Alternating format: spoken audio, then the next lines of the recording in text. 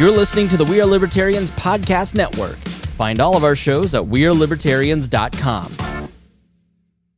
Ah, Constantine, how much evil was born, not from your conversion, but from that donation that the first wealthy pope received from you.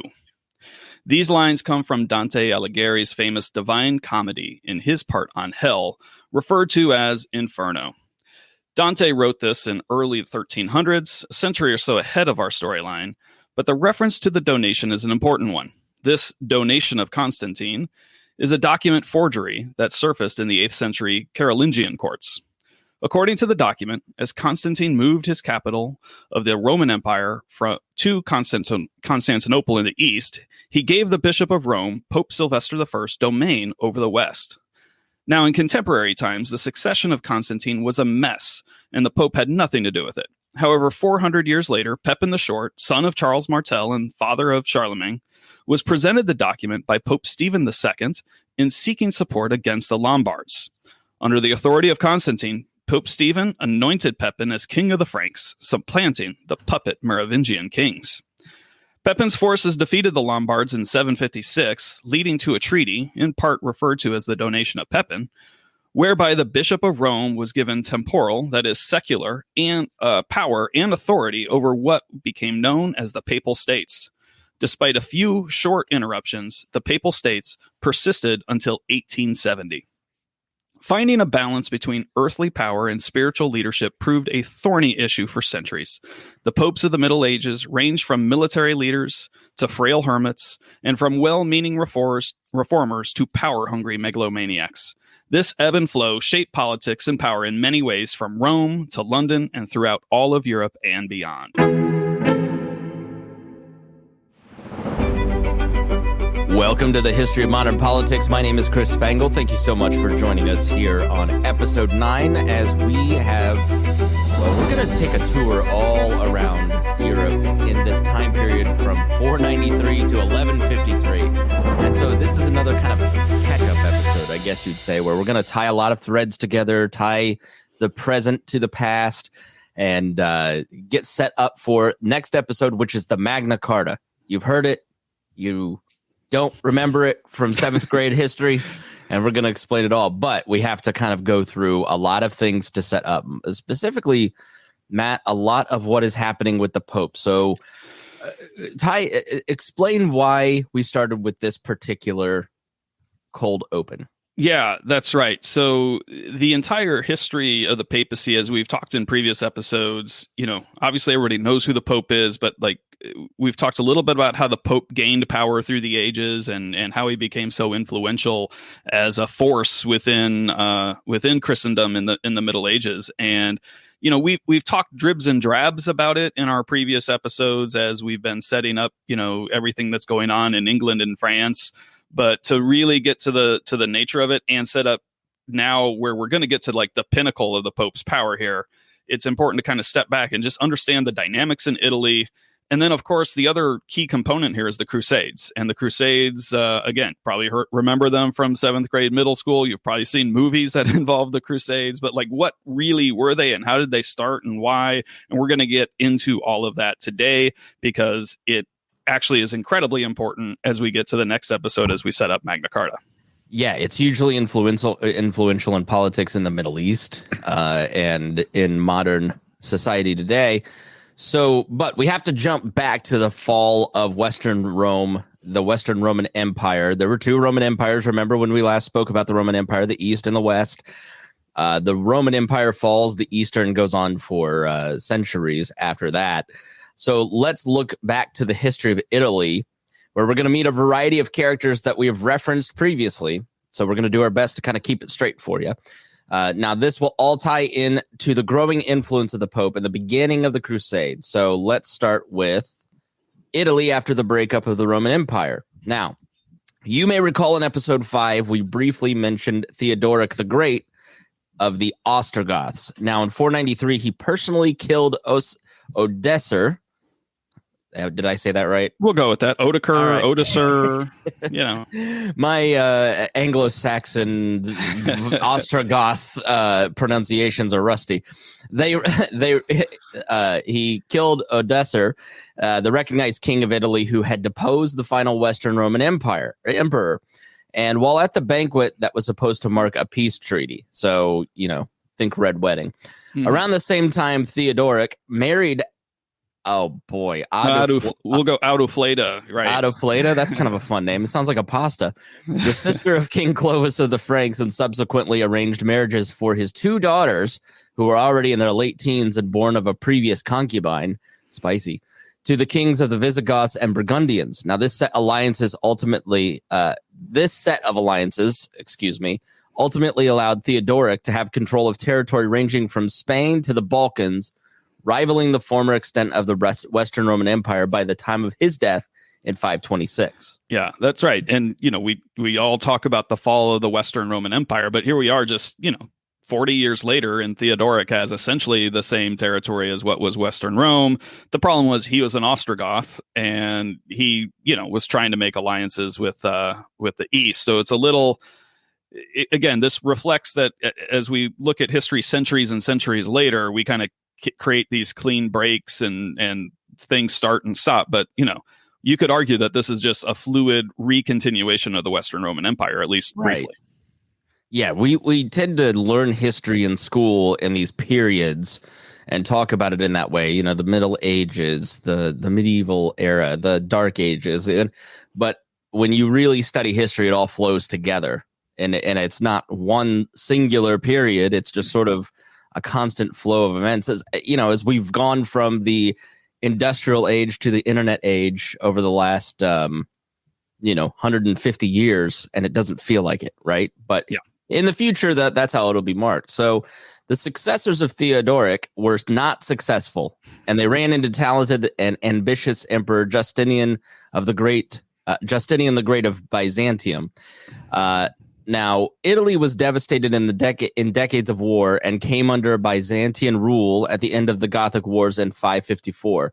Now, however, the eastern grip was tenuous, and the Lombards seized the opportunity, gaining control of significant territory in the 560s and 570s. Now, in 584, a new entity, the Exarchate of Ravenna. Maybe I should write out pronouncers before, because I get it, and then we do the show and I fall apart. Exarchate of Ravenna was established by the Byzantines that organized the remaining territory of Italy, which remained in their control. It was this exarchate that was again invaded by the Lombards and defended by the Franks, as discussed in the introduction of this episode. Right. So this sets up, where the Carolingians came into Lombard and help defend what was going on in Italy in defense of Christendom, because the Exarchate of Ravenna became essentially the extension arm of the Byzantine Empire, where the Pope kind of resided. So at this point, the Pope had his influence more up in Ravenna as opposed to Rome. So go ahead. Yeah. So another factor contributing to the Byzantium's loss of the Italian lands, and it should be noted that this included massive loss of influence over the Bishop of Rome, was the Arab-Byzantine conflict, which we've talked about before in the beginning of episode 5. So that Umayyad Caliphate rapidly expanded in the late 7th and early 8th centuries, mostly to the detriment of the Byzantine Empire. So this distraction opened that opportunity up for the Lombards. Their triumph was short-lived. Pepin's son Charlemagne, who we've talked about in episode 5 again, sealed their defeat in 774 and took on the title King of the Lombards, uniting it with the rest of his now large Frankish empire. And ceremonially and symbolically, then Pope Leo III crowned Charlemagne as Emperor of the Romans in 800. Once again, trying to create this continuation from the history of the Western Roman Empire. This act is remembered more in history than it likely was at the time, but it's a turning point for Latin Christendom, and it cemented the turn away from Constantinople. keep going. I'm having a Yeah, coughing sure. fit. Sure. So around this time, the political structure and dynamic leadership of the Muslim world was going through changes as well. The dynastic leadership, excuse me. It's far beyond the scope of what we can get into here to get into all those details, but some brief summary so that we can set the broader context and bring familiarity with some of the names that you may have heard or you may come across in some deeper research. So the Umayyad Caliphate was conquered in the Abbasid Revolution between the years 747 and 750. The Umayyads then had found an exile in the Iberian Peninsula, think Spain, right, and set up the Emirate of Cordoba, which went on through many iterations, but was the foundation of Muslim Spain for centuries. And, quick side note, I read at some point, I forget what year, I think the year 1000. I mean, the population of Cordoba was probably 10 times the size of the population of London. This became a huge, huge flourishing city. The formation of the Abbasid Caliphate then followed and at least nominally maintained broad Islamic political leadership for the next 750 years.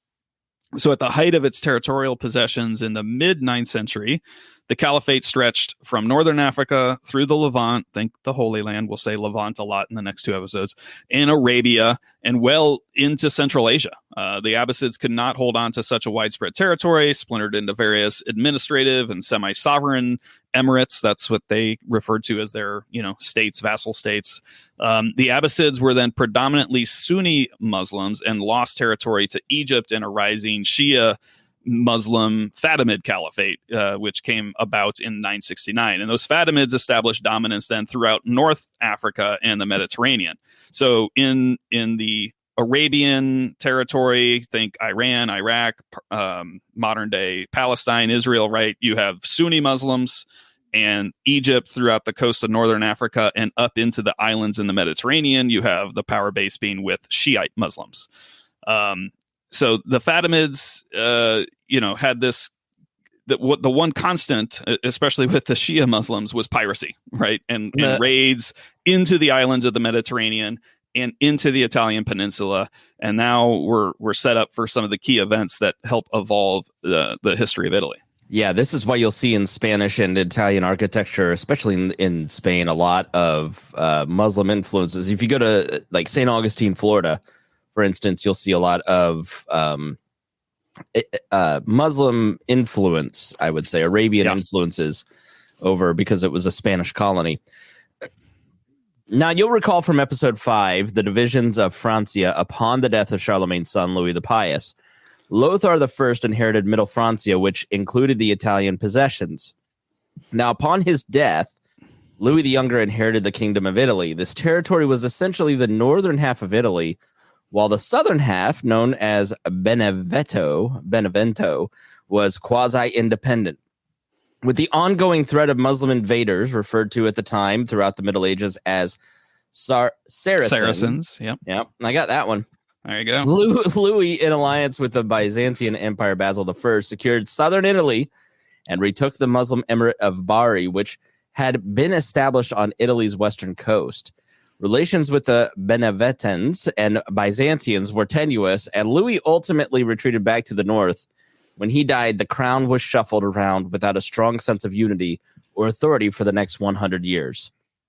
Yeah, so in the year 931 now, this is in that period of 100 years, Adelaide, daughter of King Rudolph II of Burgundy, was born. Now, you'll recall the place name of Burgundy is a complex mess in this territory. This is the particular territory that emerged out of Middle Francia partition. So Rudolph simultaneously held the Kingdom of Italy for years, but then lost it to his rival, Hugh of Provence. 10 years after her father's death, King Hugh had a son, Lothair, and he married the 15-year-old Adelaide. Lothair's rule over Italy was weak, and the more powerful king Berengar II took the throne after Lothar died in 950. He then tried to get Adelaide to marry his son, but she refused. She was captured, imprisoned, and then escaped. While under the protection and hiding from Berengar, she sent a secret message to King Otto I of Germany, asking for his protection and hand in marriage. So you might remember that King Otto I of Germany, we talked about him in episode 6, he had married Edward the Elder's daughter, Edgith, right? She died in 946, and Otto was happy to oblige the rich and supposedly beautiful Adelaide at her request. They were married in 951. Berengar was deposed, and the crown of the Lombards passed back to Otto. Now, we tell this story also to tie threads together, but also, like, if you go dive deeper into this particular story, it's pretty cool. I'm not, I'm a little surprised they haven't made a movie about Adelaide. The story is pretty sweet. We couldn't get into all the details here, but so anyways, Berengar, quickly came back and tried to resume power as Otto was overstretched in Italy while trying to hold, onto his lands in Germany as well. But the rule was cemented in 961 when, at the behest of Pope John XII, who had been besieged by Berengar, he was victorious over Berengar's forces. So in 962, Otto was crowned Holy Roman Emperor by the Pope, which established the formation of this new Holy Roman Empire for centuries to come. So, we think of Charlemagne as the first Holy Roman Emperor, but really he was crowned emperor, but they didn't really call it that at the time, nor did they call it the Holy Roman Empire. This is where we really get the seeds and the start of the Holy Roman Empire, which would then exist for many centuries. So Empress Adelaide then was canonized by the Catholic Church and is recognized for her devotion to the church and had close ties with the Cluny Abbey, a Benedictine monastery in France. And we're going to talk about Cluny here just in a little bit, but first let's wrap up another quick 100 years of Italian history. In the north, as we discussed, the Kingdom of Italy had been united with the Kingdom of Germany through the Holy Roman Empire and the Ottonian dynasty. So these Ottonian emperors, the descendants of Otto I, spent most of their time north of the Alps. And so between the fact you have an absentee ruler, you've got the Papal States to the south, and actually a very vibrant economic merchant class, the North started to split into many quasi-independent city-states. So you hear about, the Republic of Verona, the Republic of Venice, the Republic of Milan. All this stuff has its seeds right here as the emerging city-states in the north of Italy. South of the Papal States, we have ongoing tension between the local nobility, the two key families, if you go hear a lot of research on this, are the Tuscolani and the Crescenti families. They dominate the papacy for ages. Byzantine influence and then ongoing Saracen raids creating a similar situation where local control had to strengthen. And this was complicated in the south by the arrival of who, Chris, of all people? So this situation was all complicated in the south with the arrival of none other than who, Chris? The Normans. Our friend, the Normans, yes. Yeah. Sicily had been raided by Muslims since the mid-7th century, but in 827, the local Arabs, who had been peacefully coexisting on the land, launched a revolt against Byzantine control. The island was fully in Muslim control by 902 and was part of the Fatimid Caliphate in 909. Now, in 1038, the Byzantines had launched an attack to retake Sicily. Now, it's at the bottom of the boot. It's an island at the bottom of the boot, and it's so... a lot of ships go past it, so it's a very important place. This campaign was led by a Byzantine general, but the forces included the elite Varangian Guard, which was led by none other than Harold Harada and a cohort of Norman mercenaries. Now, the Byzantine-led forces began retaking the territory, but halted their advances in 1040. The Normans then turned against the Byzantines, who were now led by Harold, in a Lombard-led revolt. William of Hauteville emerged as the Norman leader and eventually landed significant territory in southern Italy. The Hauteville family, led by 7 sons of Tancred of Hauteville, established a Norman dynasty that covered most of southern Italy and eventually took control of Sicily by 1091. Yeah, and this Hauteville family came from relatively humble origins. They were essentially just, Norman pirates and mercenaries, and we'll hear the descendants of Tancred of Hauteville here quite a bit as we talk through the Crusades and other parts of Italian history. So now let's switch gears and talk about the influence of monasticism and the drive for church reform that's going to now eventually fuse up with what's going on in Italy. So in episode 5, we talked about 4 influential church leaders of the 4th and 5th centuries. And as the Western Roman Empire fell, Constantinople and the Byzantine empires had the most influence over the selection of the popes and the actions of the Bishop of Rome, the Pope. So this continued until the era of the Carolingians, who then wielded more power. And, this didn't last long. Earlier in this episode, we mentioned the period of Italian instability after Louis the Younger. The chaos began to escalate in 887 when Charles the Fat, remember him? He was the last man standing of the Carolingian, sons of and descendants of Charlemagne at the end of episode 5. He was deposed. Not a great leader. Italy was then far from the nexus of political power that dominated the power battles of Western Europe. So factions fought amongst each other until 887, until Otto I came in control, like we talked about in 962. So in this era of the papacy, now vested with the temporal power of the papal states, really reached its low. So from 882 until about 984, at least 7 popes were either murdered or assassinated. The office became embroiled with corruption and greed and was fought for by the powerful Roman aristocratic families. One pope's dead body was famously dug up, dressed, put on a show trial, reburied, and then dug up again, thrown into the Tiber River. Throughout the reign of the first Ottonian emperors, the aristocratic Roman families just battled with each other. The Holy Roman Emperor and a growing movement of church leaders now coming in from the outside who pushed for reform. So the drive for reform largely came out of the monasteries of Western Europe. The foundational influence for Western excuse me. The drive for reform largely came out of the monasteries of Western Europe. The foundational influence for Western monasticism came from Benedict of Nursia. What is it? The rules of Saint Benedict? Yeah. It's like hipster Christians still read it today and try to follow it. He was well educated and born into a noble Italian family in the late 5th century, and he went on to found about a dozen monasteries, including the famous Monte Cassino. And he wrote an extensive essay known as The Rules of St. Benedict, there it is, which provided a framework for monastic life and the operation of monasteries. In 910, William I, the Duke of Aquitaine, founded Cluny Abbey in east central France. And Cluny rapidly became one of the most influential forces in the church, seeking to reduce interference from the lay nobility and return to a stronger adherence of Benedictine rules. Now, prior to Cluny, not George, many monasteries had been founded by the wealthy feudal overlords, which created, at times, some tension between strict monastic practices and the influence of money and power. Lords interfered in the operation of the monasteries and often extracted taxes and other feudal obligations from the monastery. Cluny was founded with independence and asserted this successfully, but the leaders of Cluny went a step further and established a network of monasteries that would be more or less followers of the Cluniac approach.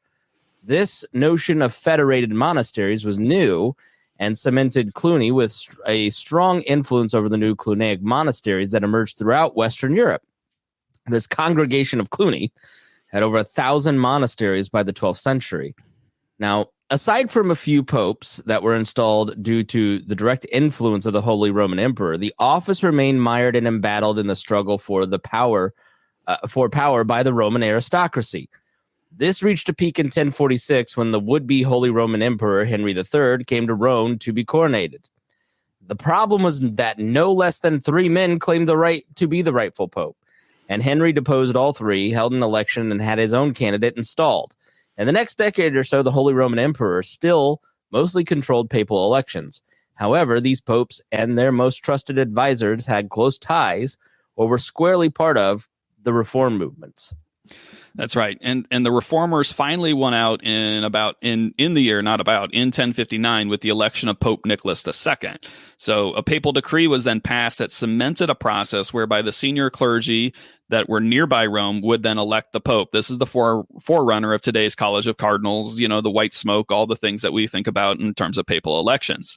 In 1073, the reformer and papal cleric Hildebrand of Savannah was elected, and he took the name Pope Gregory VII. And under Pope Gregory VII, many reforms really started moving forward, reforming the rules for the clergy, which pressed for celibacy and against drunkenness, a heightened focus to root out all the heresies, against any heresies against Orthodox beliefs, solidifying the primacy of the Pope over all of Christendom, and perhaps most famous of all, the fight against simony. Simony's the selling of church offices, and this was a close cousin of what was known as the investiture controversy. The central point of this struggle was who would have the authority to appoint and elect individuals or other key members of the clergy, abbots, bishops, heads of monasteries, etc. So the wealthy landowners typically had this, and this is Rome trying to assert control over that process. So this applied to the office, all sorts of offices, even the Pope. And with the influence of the Holy Roman Emperors, while that may have helped rescue the papacy from the aristocratic battles of the Roman elite, it was still seen as meddling, and Gregory VII was at the forefront of this battle, turned to a new target, the Holy Roman Emperor, Henry IV. Now, Henry IV came to the crown as a child when his father, Henry III, died in 1056. During this time as a minor, conflict dominated with a struggle between various factions. He came to rule in his own right in 1065 at the age of 14. He lost... I wasn't doing anything at 14. Could you imagine? He had lost power in northern Germany at any time focus turned to the north, new struggles with the Italians in the south would sprout. He sought to continue the right to name bishops in his kingdoms, but now faced a reformed papacy. His first conflict with Gregory VII came with excommunication in 1076 over blatant disregard for the selection of bishops from Rome. Henry repented, and in 1077 came his famous walk to Canossa, where he walked barefoot in the snow wearing sackcloth to apologize to Pope Gregory VII in person. This is one story that inspired the Walk of Shame by Cersei Lannister in the Game of Thrones. Henry IV would ultimately be excommunicated 4 times. The fourth would be issued by Pope Urban II, who became Pope in 1088. Yeah, so, I was just saying, and by the way, if you've heard the term the Gregorian reforms in the Catholic Church, that's what these are, the Gregorian reforms of Pope Gregory VII. So, got it. So now let's turn to the Crusades. Tell us about the First Crusade. Yeah, so the Byzantine Empire had some minor resurgence despite their losses in Italy that we talked about earlier during the 11th century. A new threat from the east, though, was also advancing. Another Turkic people, think coming from Central Asia, known today as the Seljuk Turks. The Byzantine forces then took a heavy defeat at the Battle of Manzikert in 1071, which opened Anatolia. That's the peninsula, if you will, large landmass that is modern-day Turkey, pointing out over the northeastern part of the Mediterranean, to the Seljuk occupation. And by 1092, the Seljuks had an empire that stretched from Central Asia into the Levant and the Mediterranean, including all of Anatolia. The Seljuks had adopted Sunni Islam as their state religion and now collided with the Shia Islam state of the Fatimid Empire.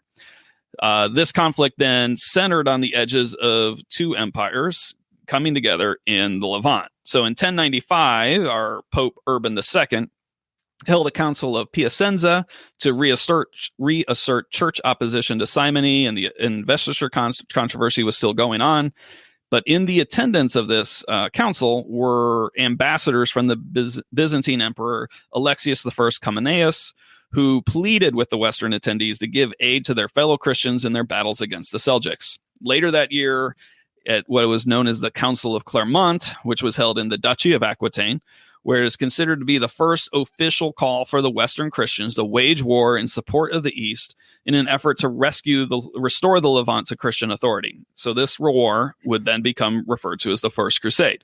The speech of Urban II doesn't survive in direct account, but there are several sources to help us piece together what his message was. So we'll quote here in part from the account of Fulcher of Chartres, which was considered to be the most reliable source. So Pope Urban speaking, although, O sons of God, you have promised more firmly than ever to keep the peace amongst yourselves and to preserve the rights of the church, there remains still an important work for you to do. For your brethren who live in the East are in urgent need of your help, and you must hasten to give them the aid. As the most of you have heard, the Turks and Arabs have attacked them and have conquered the territory. They have occupied more and more of the lands of those Christians and have overcome them in 7 battles. They have killed and captured many and have destroyed the churches and devastated the empire. On this account, I, or rather the Lord, beseech you as Christ's heralds to publish this everywhere and to persuade all people of whatever rank, foot soldiers and knights, poor and rich, to carry aid promptly to those Christians and to destroy that vile race from the lands of our friends. All who die, by the way, whether by land or by sea or in battle against the pagans, shall have immediate remission of sins. This I grant them through the power of God, with which I am invested. Let those who have been accustomed unjustly to wage private warfare against the faithful now go against the infidels and end with victory this war, which should have been begun long ago. Let those who for a long time who have been robbers now become knights. Let those who have been fighting against their brothers and relatives now fight in a proper way against the barbarians. Let those who have been serving as mercenaries for small pay now obtain the eternal reward. Let those who have been wearing themselves out in both body and soul now work for a double honor. As soon as winter is over and spring comes, let them eagerly set out on the way with God as their guide. Yeah, I mean, so there's some key themes just to really call out here real quick. Obviously, tying everything together in the sense of, receiving heavenly grace and such. But, one thing that's going on through Western Europe, as we know, is lots of people are fighting with each other. And the Pope uses this opportunity to say, stop fighting with each other, Christians. Let's all go bind together and fight the real enemy over here in the East. And it's a little ironic because while, yes, the Muslims had taken control of the territory in the Levant, I mean, we saw in Sicily and in many times in Levant, they were actually relatively tolerant and got along with the people that they, were now conquering. So Christianity was not really overly persecuted for the most part by the Muslims, yet he used this theme of them being the infidels and, raping and murdering Christians to rally support to the Crusades. So the crusading efforts start with what is known as the People's Crusade. This was a disaster with thousands of Jews being massacred by would-be crusaders and a humiliating defeat of the Christians by the Seljuk Turks. The anti-Jewish actions were condemned by the Catholic Church and are viewed in history as the beginning of anti-Semitic campaigns in Europe that culminated with the Holocaust in World War II. Now, the People's Crusade was unorganized and did not include many in the way of trained knights or soldiers. It was more like a spur-of-the-moment, militarized pilgrimage of the masses. The more proper nobility of the crusading effort were putting formal war plans into action and recruiting their ranks.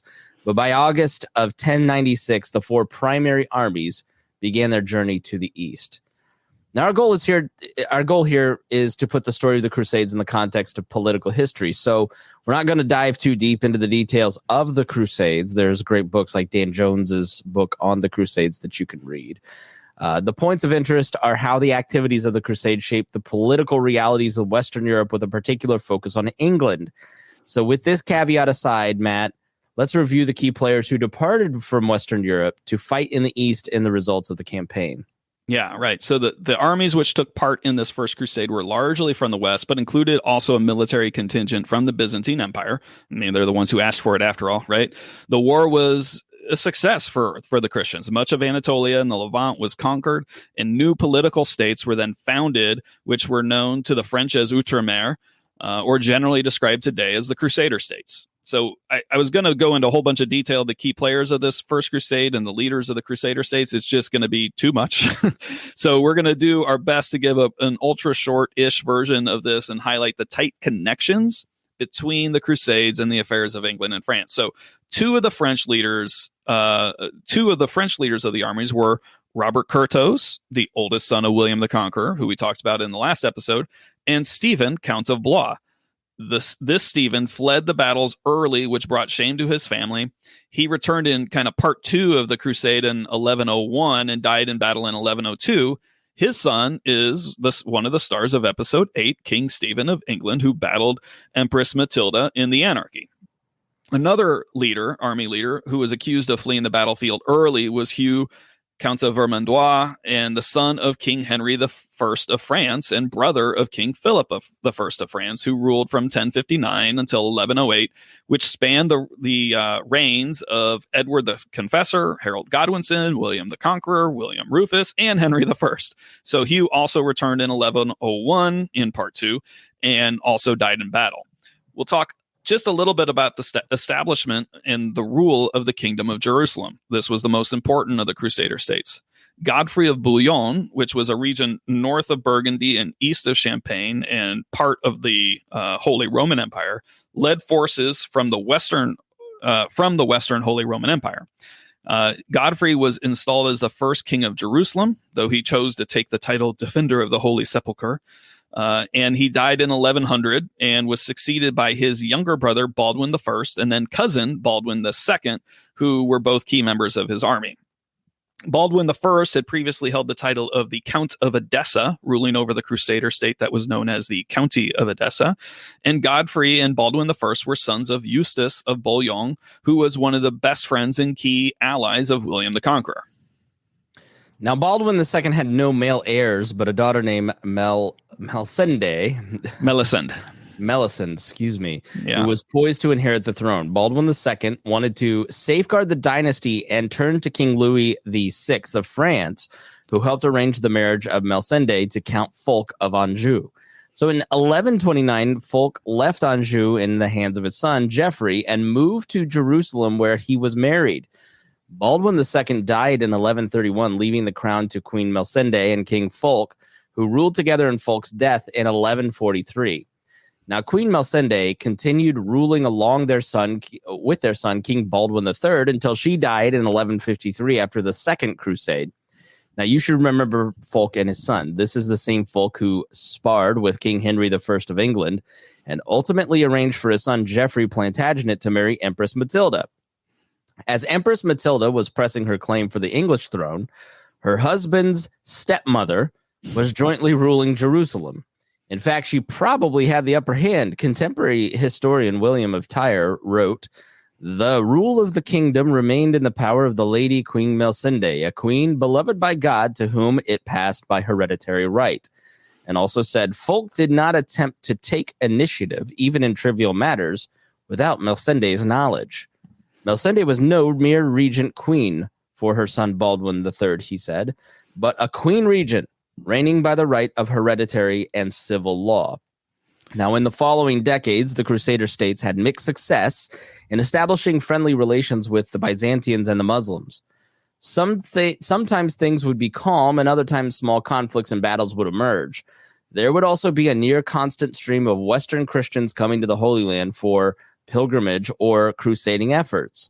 So while the historical labels of the First Crusade and Second Crusade speak specifically to the series of conflicts in 1096 and 1099 and 1147 to 1150 respectively, there are about 4 or 5 minor crusades in the same time frame, depending, of course, on how you define a crusade.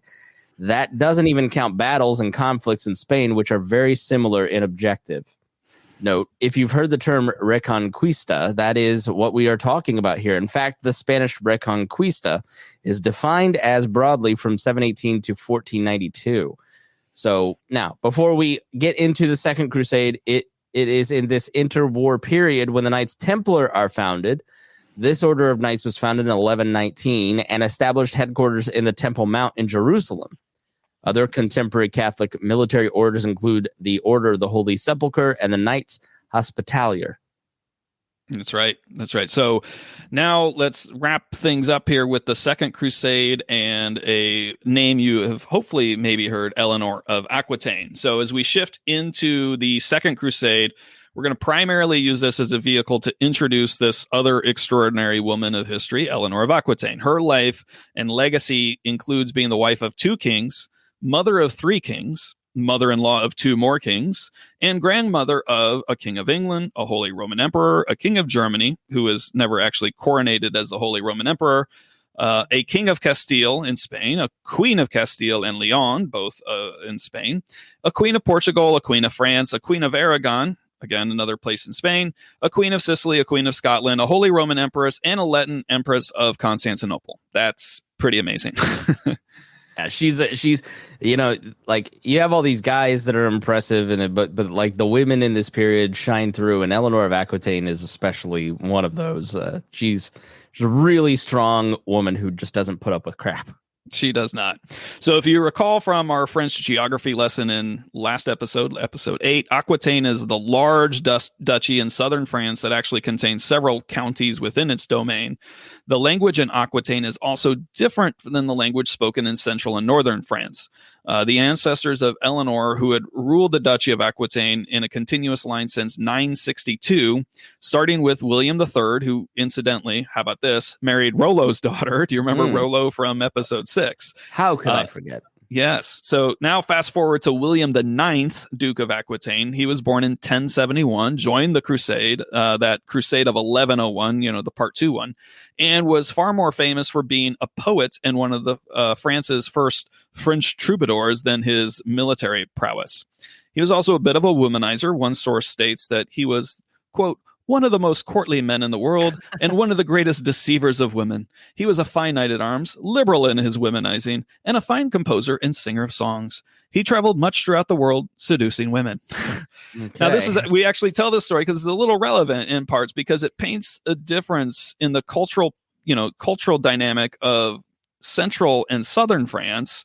This is obviously a generality, but Eleanor grows up in this very romantic, fluid songs, poetry that was going on in southern France, in Aquitaine, who also spoke a different language, as we just noted, versus everything that's going to be going on up in where we typically think of France and Paris and Normandy and all of that going on in the north. So anyways, this led to on-again, off-again battles with William, our William the Ninth, and the Catholic Church, as you might suspect.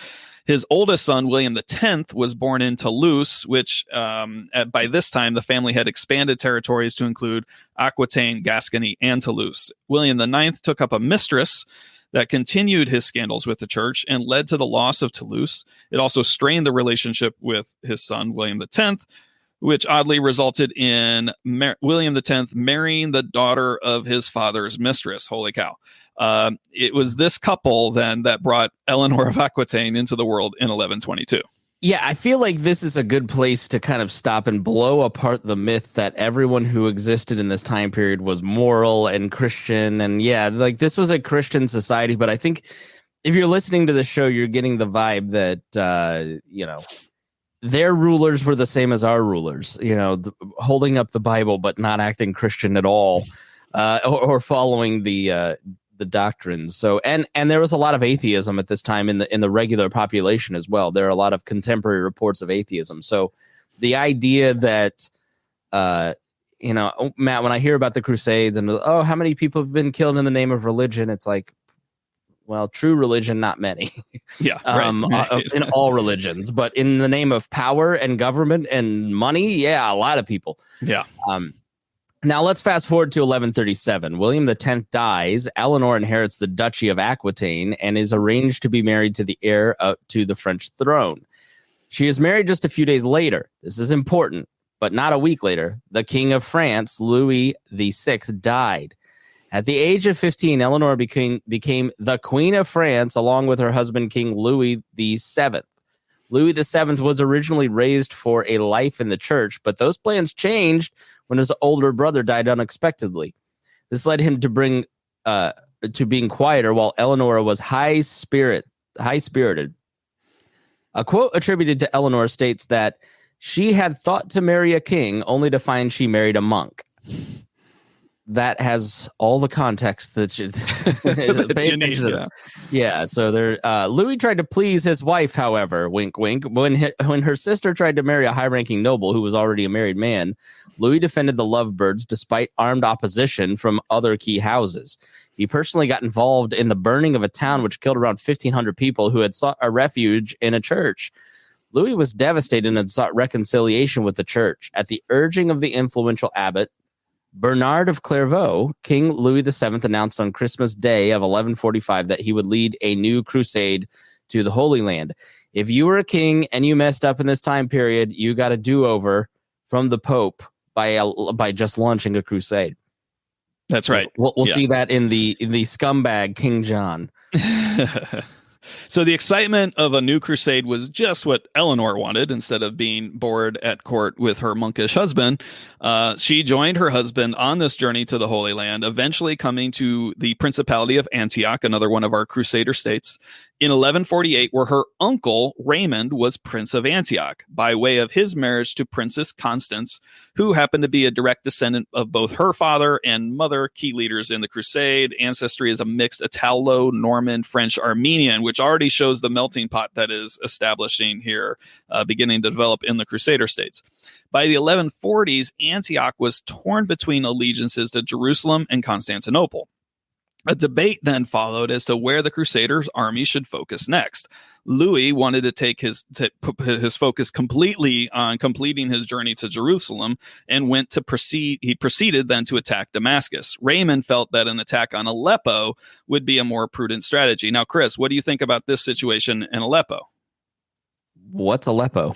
Thank you. Yeah.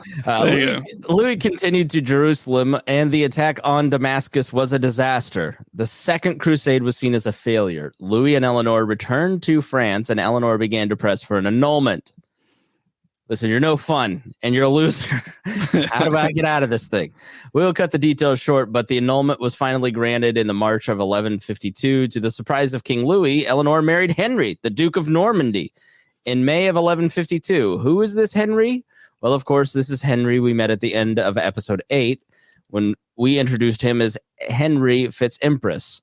The Treaty of Winchester in 1153 secured Henry's succession to the throne. He and his wife Eleanor were coronated King and Queen of England in late 1154 after the death of King Stephen. So imagine you're the King of France. Your wife leaves you, calls you a loser, and then goes and marries the virile King of England, basically your arch rival. This is like Eleanor's like, who's going to make him the most angry? Well, it's Henry, and she couldn't get pregnant, and then marries Henry and has 8 children with Henry. Most in 13 years, right? He's very, very manly compared to old King Louis VII. So most of Henry's reign in England in the 1150s and 60s were preoccupied with restoring order and building a stronger system of government in England after the Civil War of the Anarchy. He completely revolutionizes government, which plays into our next episode. However, Henry spent most of his time in France, consolidating power and engaging in gambits against King Louis VII and other powerful nobles in territories of interest. And in 1162, King Henry appointed his advisor, Thomas Becket, to be the Archbishop of Canterbury, and that is where we will pick up in the next episode, Matt. That's right. It's going to be a fun one, Chris. Yes, it is the Magna Carta episode. It is a great topic and a fun look at this period. The Plantagenets are a real fun family. You definitely don't want to get on their bad side. Thank you so much for listening to this episode of the History of Modern Politics. If you'd like to hear the episode 10 right away, you can go subscribe now at thehistoryofmodernpolitics.com, where we recorded many of these episodes and released them to the History of Modern Politics Plus crowd months ago. And by the time you're hearing this, there may be even season 2 starting and rolling out already. And you can find all of our show notes. You can find our reading selections. You can find the video. So lots of goodies over there at History of Modern Politics Plus. And members of We Are Libertarians Plus also get that as well. So thank you so much for joining us. Matt, thank you. Thank you, Chris. And we will see you again in 2 weeks.